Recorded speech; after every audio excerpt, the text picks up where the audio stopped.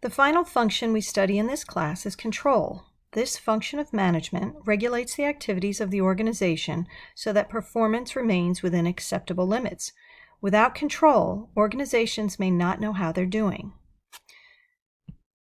So, as a refresher, here are the 4 functions of management.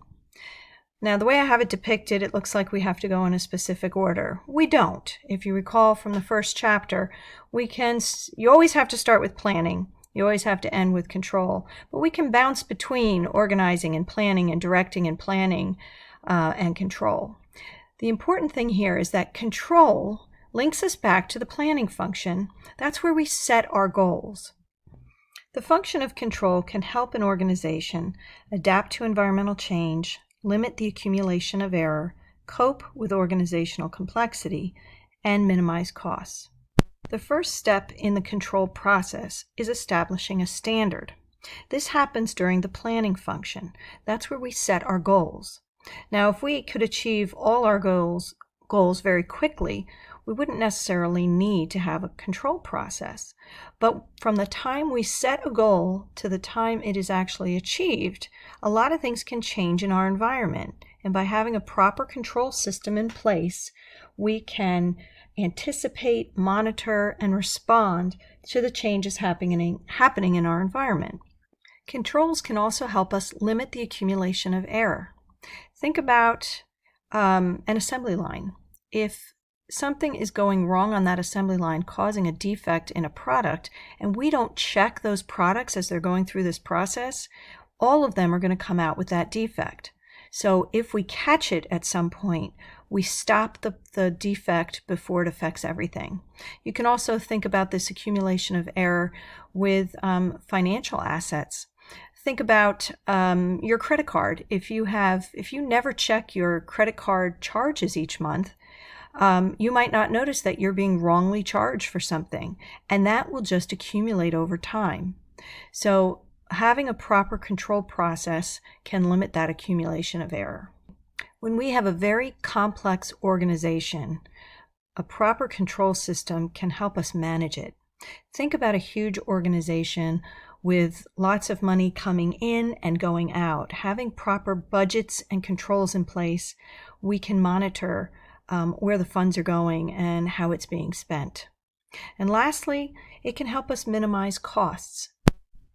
A proper control system can eliminate waste, lower labor costs, and improve output. We can have control in all the different areas of our organization. Our physical resources. Think about inventory. We want to have inventory controls in place. If we didn't, we might not be able to keep track of the items that are sitting on our shelves way too long, especially if they're perishable or they're at risk of going obsolete. Imagine having an electronics store and you're not managing your inventory and you have a stockpile of things that you're never going to be able to sell because they're obsolete. Quality control. If we are producing something, we have to make sure that the quality is consistent or we're going to lose sales. We have control in human resources. We went through a whole chapter talking about selection and placement, hiring, training and development, performance appraisal. These are all ways of controlling the human resources of the organization. Now, I don't want you to think about control in the business sense as being the same as we would use it to describe people that are controlling. It might feel that way if we overdo it, and we'll learn about over-control towards the end of the chapter. But the controlling function, again, is about monitoring our performance. With human resources, we want to make sure we're picking the best people for their jobs. Training and development can help us with that, and performance appraisal also shows us if we've done a good job. Our information resources. We want to look at the information we have so we can make forecasts, we can analyze our environment, and it also can help us with scheduling and forecasting. Lastly, financial resources. You're probably very familiar with this. We want to look at how our funds flow in and out of the organization. So we have budgets, we have financial statements that we look at, and making sure we are collecting money in a timely manner as well as paying our debts in a timely manner. We can think of the control function as having these 4 steps. First, we have to set a standard. This happens in the planning function. That's where the goals are set. That's our standard we're trying to meet. Then, as we work towards that goal, we monitor our actual performance. We compare that performance to the standard we set in step 1. Lastly, we take corrective action. Now, corrective action could be do nothing, right? That is, we're on track, we're making progress. Any deviation we have from our goal at this point in time is acceptable. So we might just maintain the status quo and do nothing. But if our deviation from our standard, our goal, is far off, we might need to bring our operation into compliance with that standard. So let's look at an example.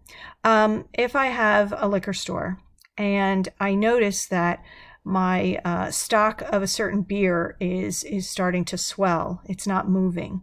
Well, I can take corrective action, right? If I need to get that inventory back in line, I can quickly sell it by maybe lowering the price and putting it on sale, right? That's a quick way to bring my deviation in line. And lastly, we could also, as a corrective action, change our standard. It is possible that over time, that goal we set isn't attainable anymore. Perhaps the economy changed or a competitor moved in and we actually need to change the standard. So this is the control function in 4 steps. Now let's look at operations control. This is concerned with the process the organization uses to transform resources into products or services. There are 3 types of operational control: preliminary, screening, and post-action. Preliminary control happens before, such as screening applicants before hiring and safety training before working. Screening controls take place during the transformation of the product or service. As an example, while you are enjoying your dinner in a restaurant, the server checks in to see if everything is okay. If it isn't, then they can fix it. Lastly, post-action control happens after the fact, such as feedback on call center calls.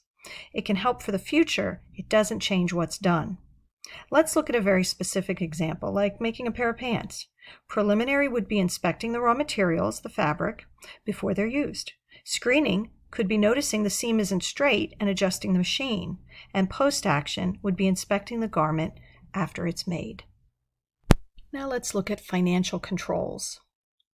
We want to control our financial resources as they flow into the organization in the form of revenues, are held by the organization as working capital and retained earnings, and flow out of the organization as payment of our expenses. It doesn't matter if you are a for-profit or a not-for-profit institution, you still need to have financial controls in place.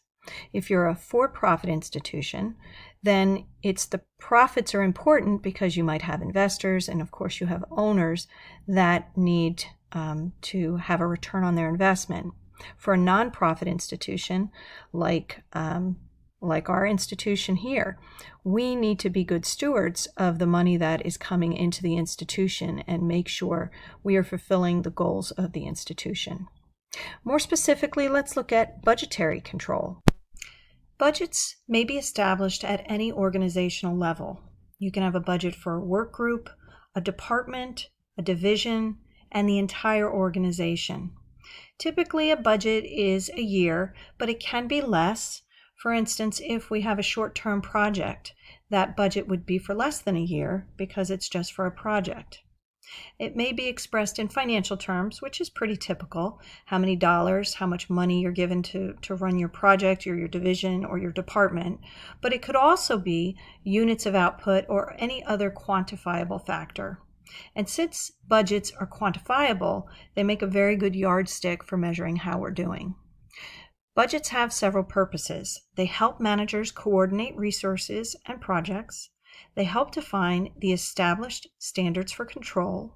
They provide guidelines about the organization's resources and expectations, and they enable the organization to evaluate the performance of managers and organizational units. Now let's look at a visual for how a typical budget is put together. As you can see, we start with the operating unit budget requests. They work their way up to the division budget. The divisions put their budgets together towards the overall organizational budget. These individual budgets work their way up, and then the entire organization's budget is compiled, but needs to be approved by the budget committee, the controller, and the CEO. We go through this same process here at the college. Each academic department puts together their budget, and we have budget meetings. I think they're end of the year usually.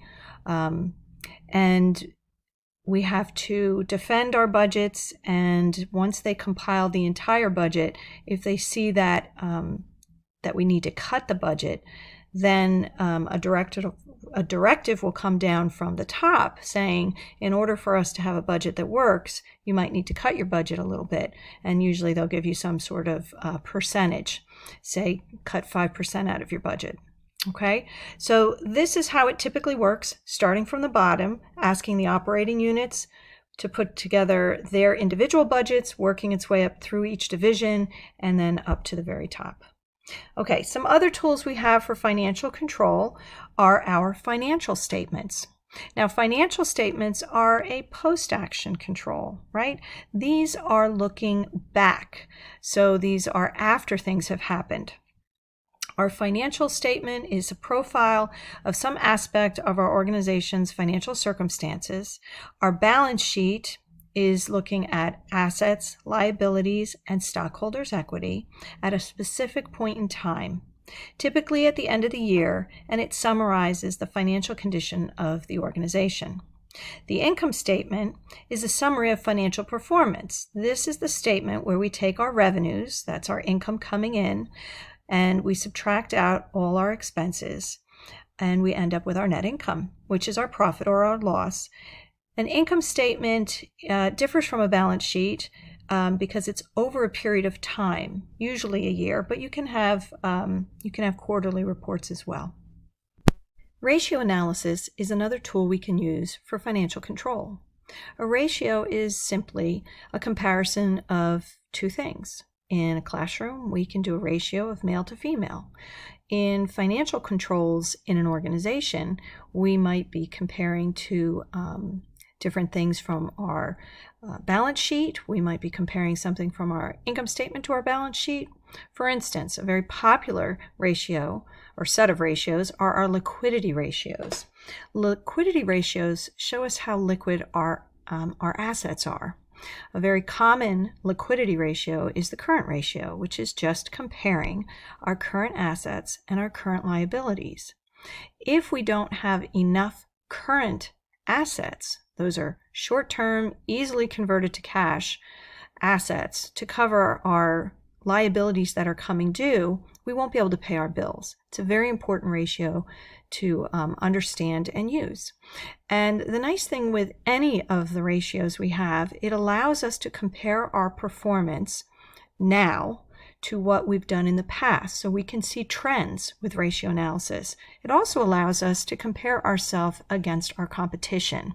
If we're in a certain industry, certain industries might have different normals in terms of how much debt that kind of company might have.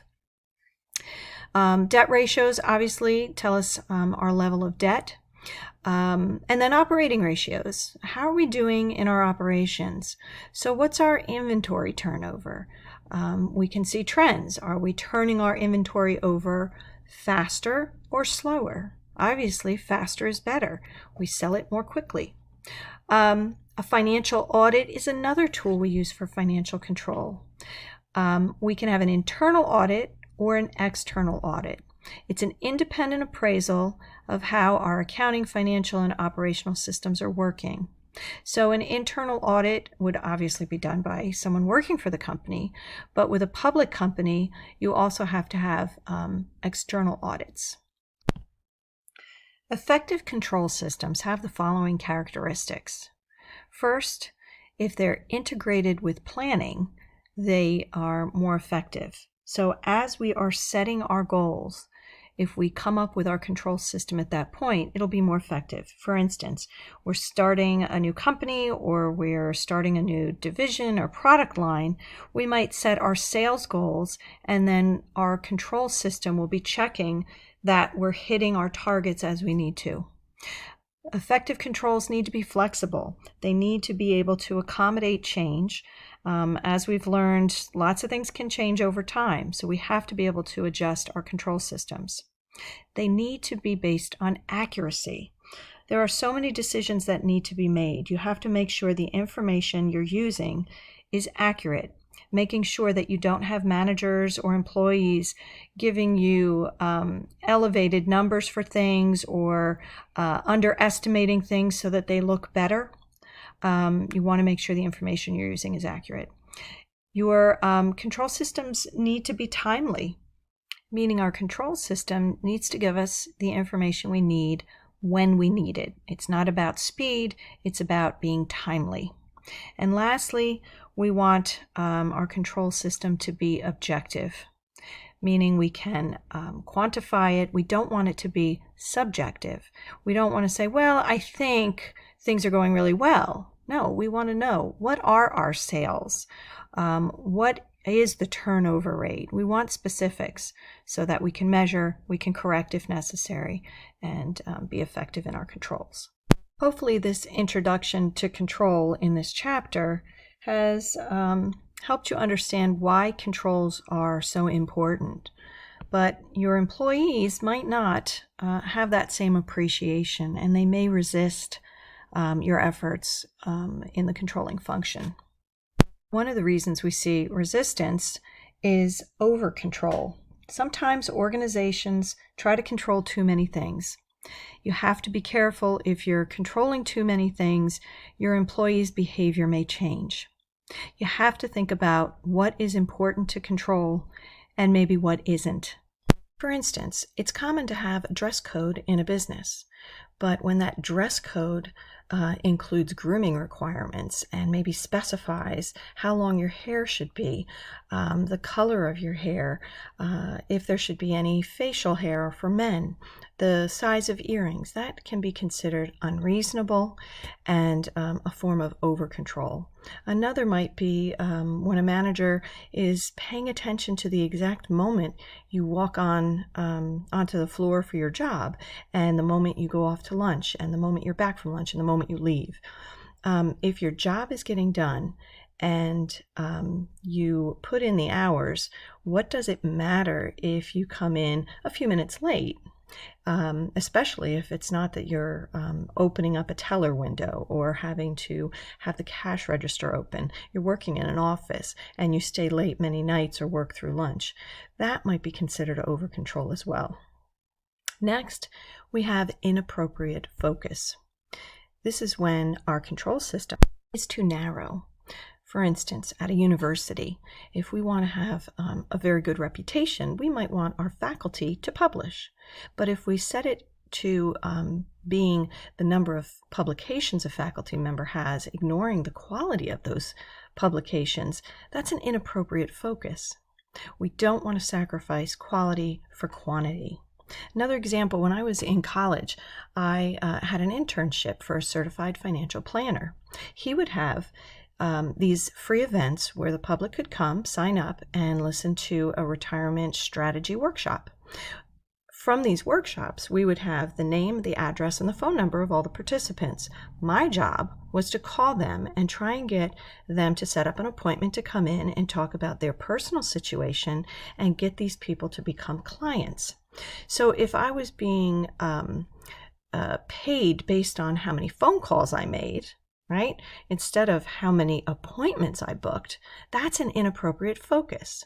The end result should be bringing new people in for my boss, not just checking off a list and making a number of phone calls. Next, we have rewarding inefficiency. We want to be careful that our control system doesn't reward the wrong things. For instance, we don't want to automatically cut someone's budget at the end of the year for the next year just because they had money left over, nor do we want to automatically add to someone's budget who went over budget. This will have an impact on their behavior. If I know that my budget's going to get cut if I have any money left over, what am I going to do? Well, I'm going to spend that money so they don't take it away next year. Instead, we want to make sure we understand what's happening and we, don't reward any kind of inefficiencies we see. Another way to look at it is if we have two people that set up their budgets, one person could be padding their budget so that they don't have to be careful with how much they spend because they know they've got so much extra money in their budget, versus someone who puts together a budget that's pretty lean, but then they go over budget. The person that went over budget did a much better job. We want to make sure we are rewarding the right things and not rewarding someone who's being inefficient. You might also have people that don't want to be held accountable for their behavior. They don't want you to understand how their performance is below the standard that's been set. They don't want to be held accountable. With any type of control, just because things are going well, there is no reason not to have controls in place. They're there for a reason, to keep us on track, and there should never be a time where we just decide not to have controls in place.